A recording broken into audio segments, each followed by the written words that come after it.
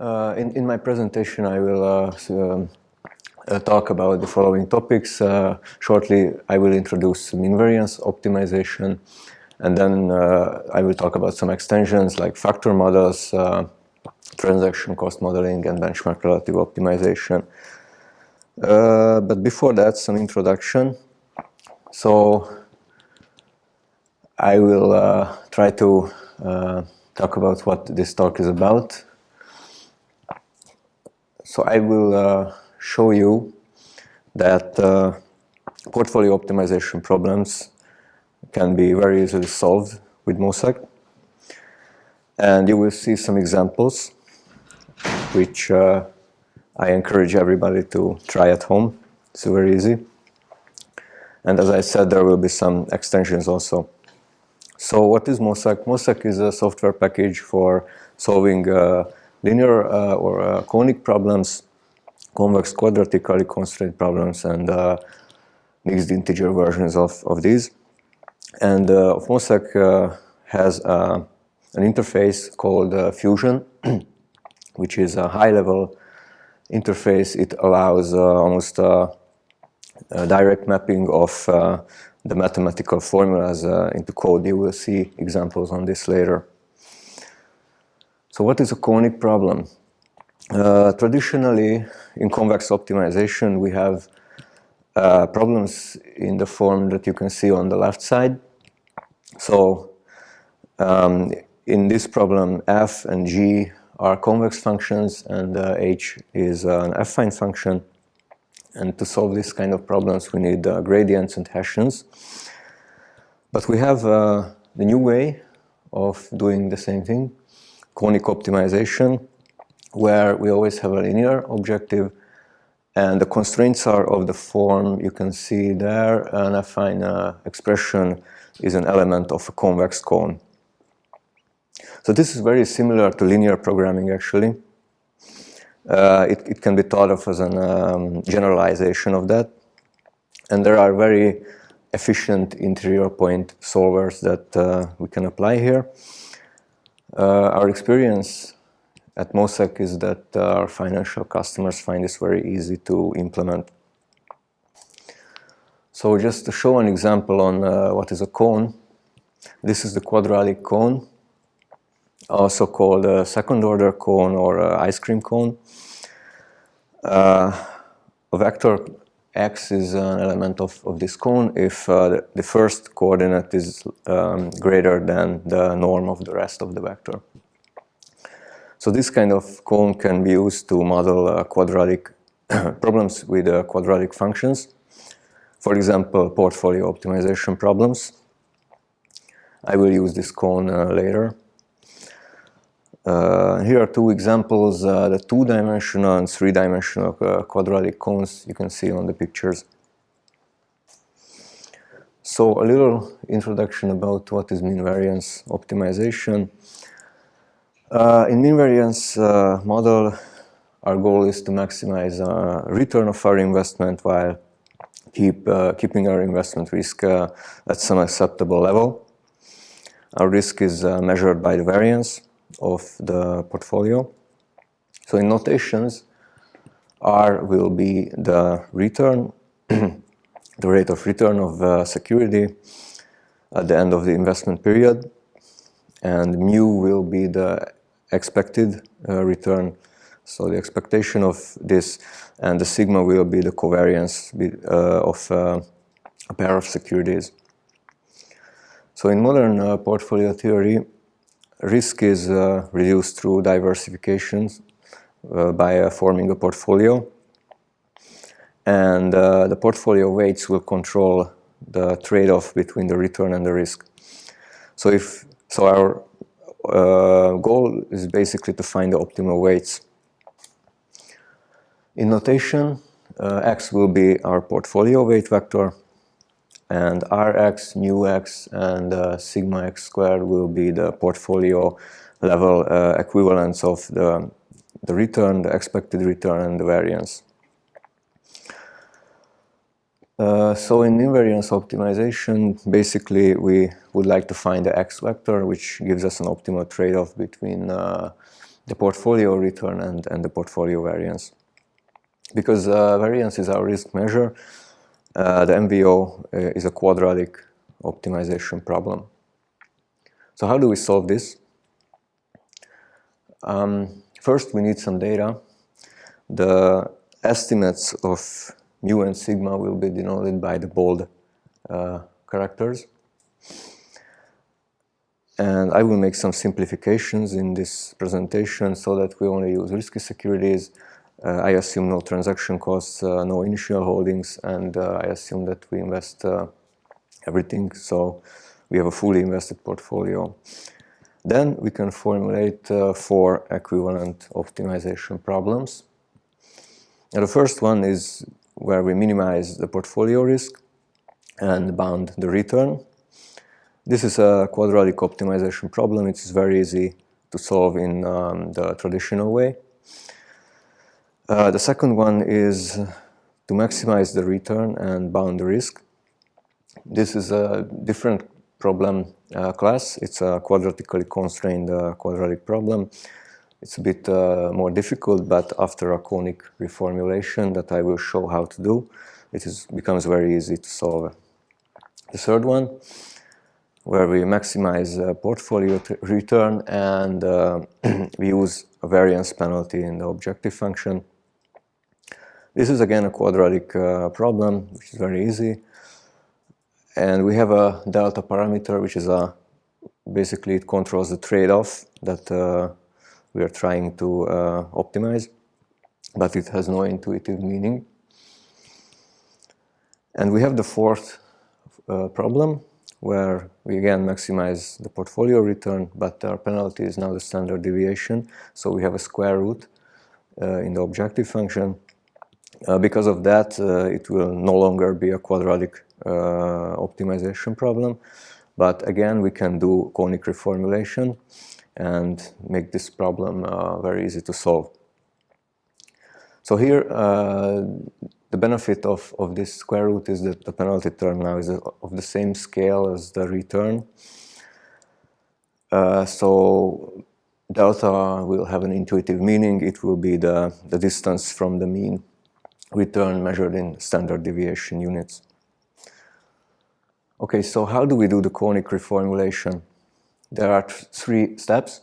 First one, we factorize the covariance matrix.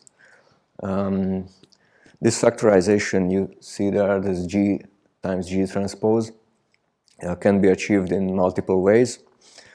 The most popular way is the Cholesky factorization, where we can factorize a positive matrix into a lower triangular matrix and the product of the lower triangular matrix and its transpose.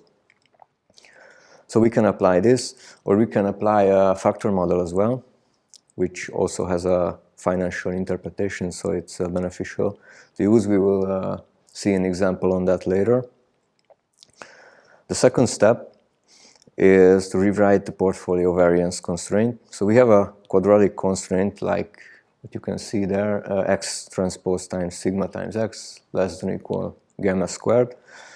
This constraint can be rewritten using the previously introduced factorization into a squared norm.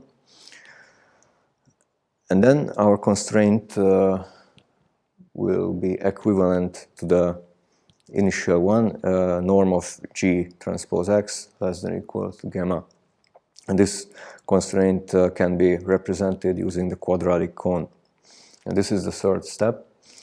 So we can just observe that there is an equivalence between this norm constraint and quadratic and that this vector k plus one-dimensional vector is an element of the quadratic cone.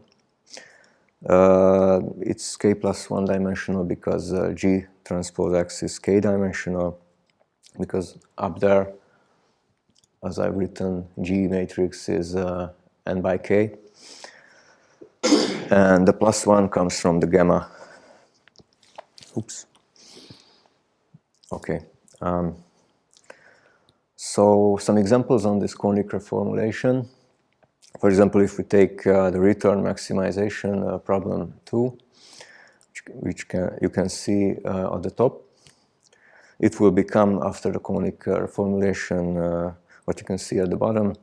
So basically we just transformed our risk constraint into a conic membership. Here's another example, problem 4, which had the standard deviation penalty.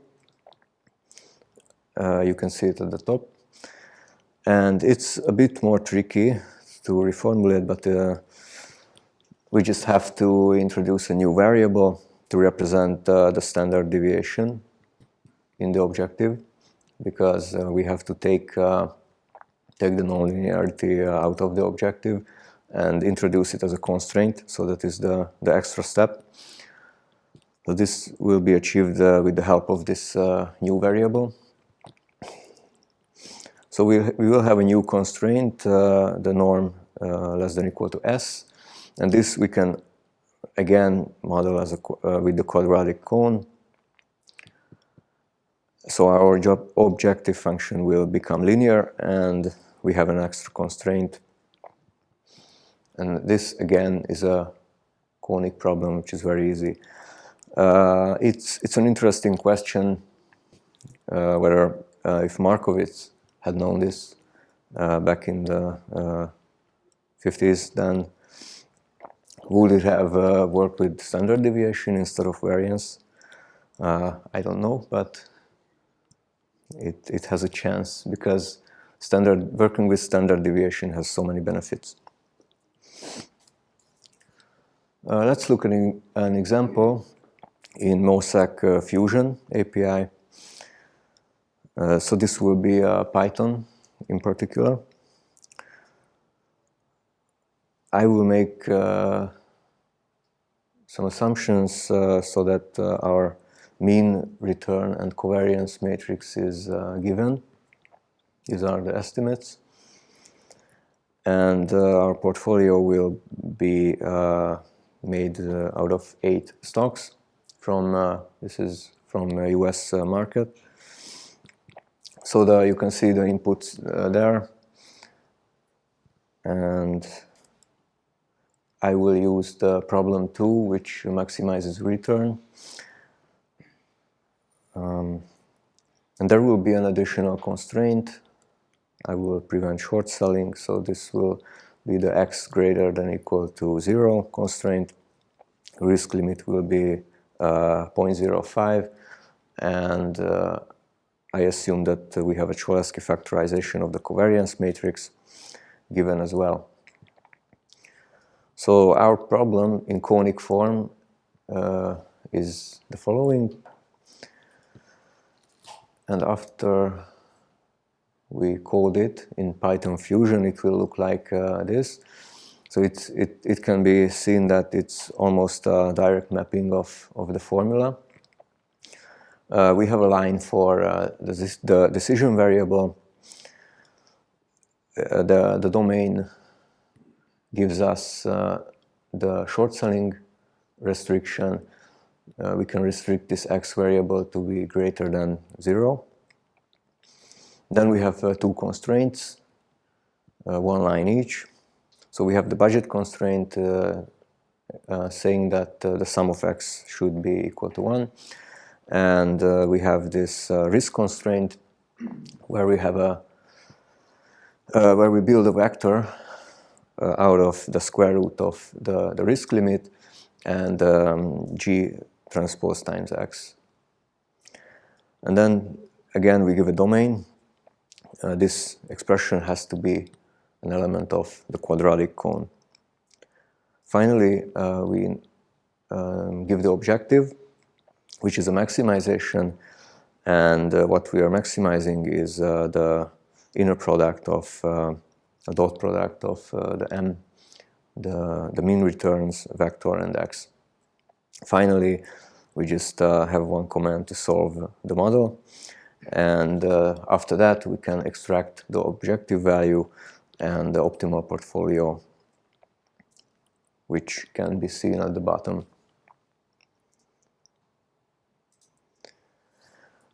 Second example, I will compute efficient frontier. So efficient frontier computation is easiest using problem 4, where I can vary the delta parameter. So our conic model of problem 4 looks like this. We have a linear objective, we have this short selling limit, and a conic constraint. If I map this to code, then it will look like this. There are some new lines here. One is for the variable s, which is a one-dimensional variable modeling the portfolio standard deviation. The budget constraint and risk constraints are the same. And we have a parameter in this model, which is called delta. So this is useful because we are going to solve this model many times, so to compute many points of the frontier. And we can use such a parameter to solve the model in a for loop multiple times without needing to rebuild the whole model. So we just give a new value to the parameter and solve the model again, and then we can save the results as before. And this will look like this. So it's the efficient frontier. Here you can see the optimal portfolios for different standard deviations. And I will just give some summary about this section. So first, we learned that conic optimization is a kind of generalization of linear programming, and we can convert portfolio optimization problems into conic equivalents. These problems can be very easily mapped into Python code using Mosek Fusion API. And you can also solve conic problems. So these problems can be solved very efficiently. Factor models explain random variables through a small number of common factors. For example, if we have security returns, then we can just factor it like you see in the second line, beta times f plus theta, where beta is the factor exposure matrix, theta is the specific component, and it has two terms, the alpha and a white noise term, which has a covariance matrix, so sigma theta. So this kind of structure will result in a covariance matrix which has also a structured form, beta times the factor covariance times beta transpose plus diagonal term. So the benefit of this kind of a structure is that it has a lot less parameters. With factor model, our number of parameters is linear in the number of securities, while if we don't use factor models, then it's quadratic. So what can we do in conic optimization using a factor model? So let's assume that we have this decomposition. So as I mentioned, the sigma f is the factor covariance, sample factor covariance matrix. It's a k by k matrix if we have k number of factors. And so typically k is much less than the number of securities, meaning that this covariance is very low dimensional, and this allows us to compute its Cholesky very cheaply. And using this factorization, we can create a factorization for the full covariance matrix as well, with this form of G matrix that you can see here. This form of G is typically very sparse, which is very beneficial for us because computational efficiency depends more on sparsity rather than on the number of variables and constraints. So it's a lot more important. For example, in this matrix, this G matrix is a bit larger than the Cholesky factor would be, but its number of non-zeros is much less, which allows us to use much less storage, and this will give a significant reduction in solution time as well. Let's look at an example. This is just a small example where I assume two index ETFs as factors for the 8 stocks we had in the previous example.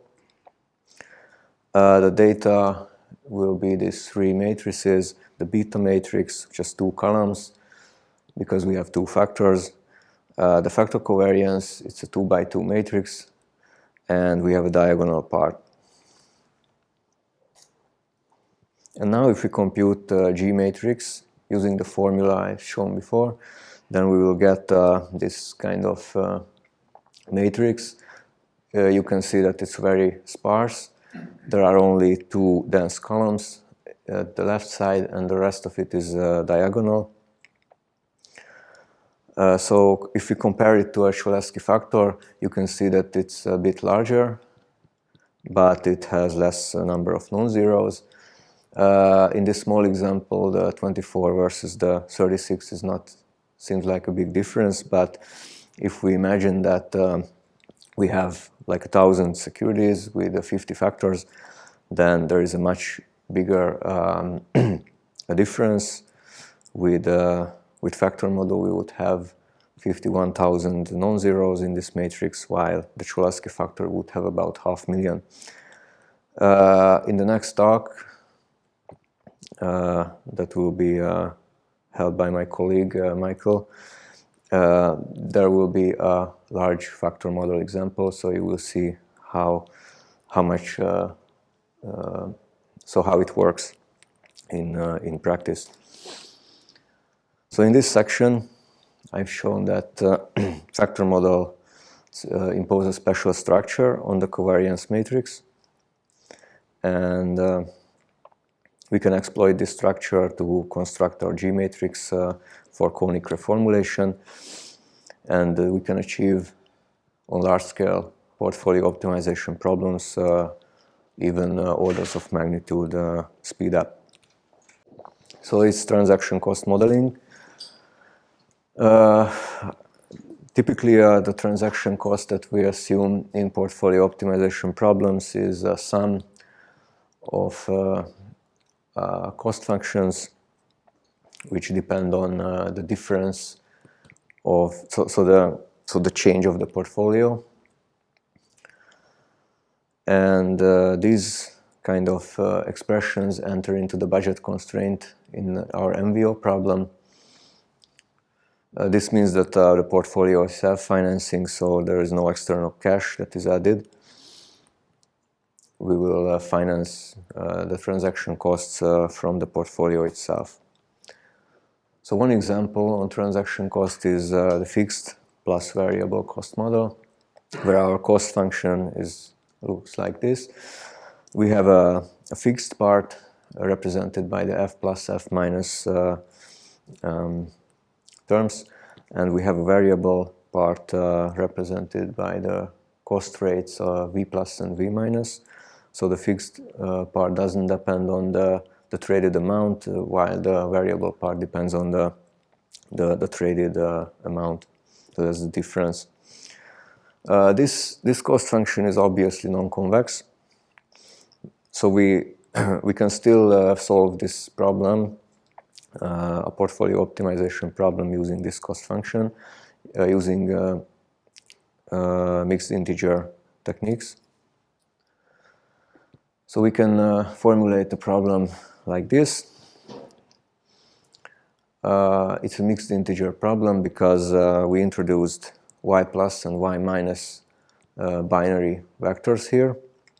These will indicate buys or sells. So basically, these are on-off switches, which if they are on, so either y plus or y minus is 1, then it means that corresponding security is traded, either bought or sold. And if both of these indicators is 0, then the corresponding security is not traded, so then there is no transaction cost. Then we have another constraint preventing that we buy and sell a security at the same time, so we cannot do that.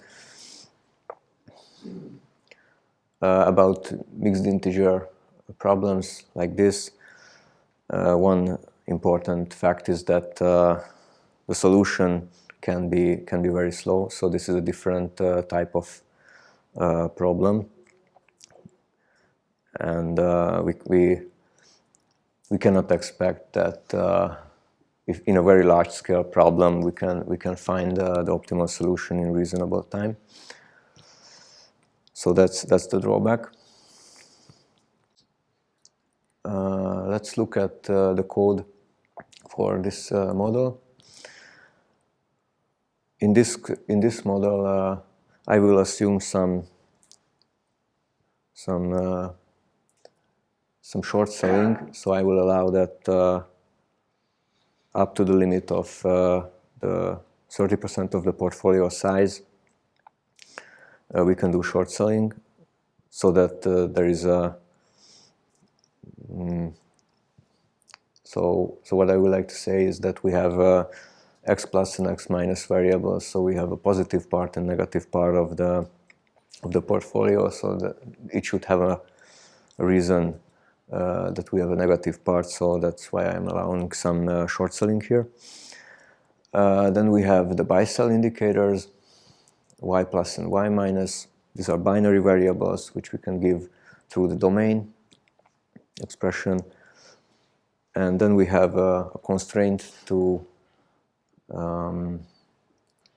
actually assign the positive and negative part variables to the x variable, the portfolio. And we have this exclusion constraint where we prevent that y plus and y minus are both 1 at the same time. The budget constraint is the next one. Here we have the transaction cost terms added.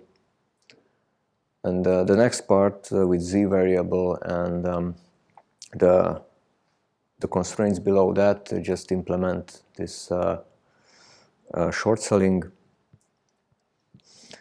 with the 30%.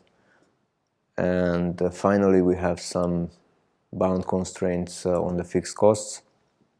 So here we see that the y plus and y minus variables are added, which can basically turn these constraints on or off depending on their value, so they can be 0 or 1. And here we can see two efficient frontiers. One is without transaction cost and the other one is with transaction cost. So you can see that if we assume transaction cost, then we have a lower return.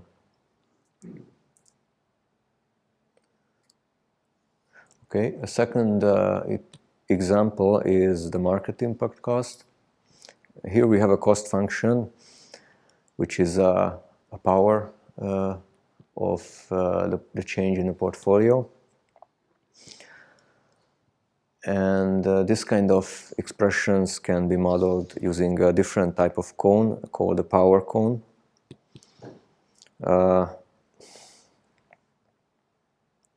So the power cone is basically the set of vectors where some function of what you can see there, the function of the first two coordinates should be greater than the norm of the rest of the vector.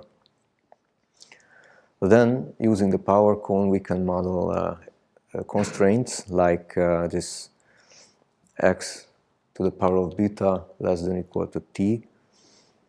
And this kind of constraint will be equivalent to a three-dimensional vector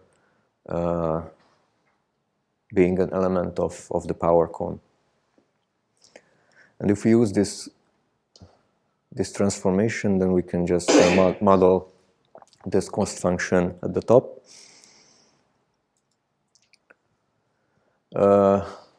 One thing we must make sure that this equality between our auxiliary variable t and the actual transaction cost, market impact cost, will be equal in the optimal solution.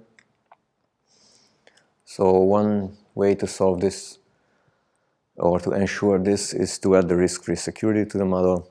So we will have a risk-free weight and a risk-free return. So these are the new variables. And then our optimization problem with market impact cost will look like this. So in the objective we have the risk-free term. Also in the budget constraint we have a risk-free term, and we have this A transpose T, which represents the market impact cost. We have the usual risk constraint, and at the bottom we have the power cone memberships, which basically correspond to the market impact cost again.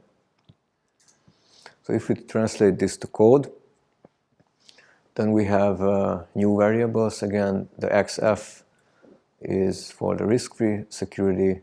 Here I limit that it should be greater than 0, so it cannot be negative. So we have no borrowing. Then we have a T variable, which helps us to model the market impact. Then we add this dot product of A and T to the budget constraint. And what else? Yes. So we have a power cone constraints where we construct this three-dimensional vector from T, 1 and X. And this should be an element of the power cone. Yes, I think the rest is the same.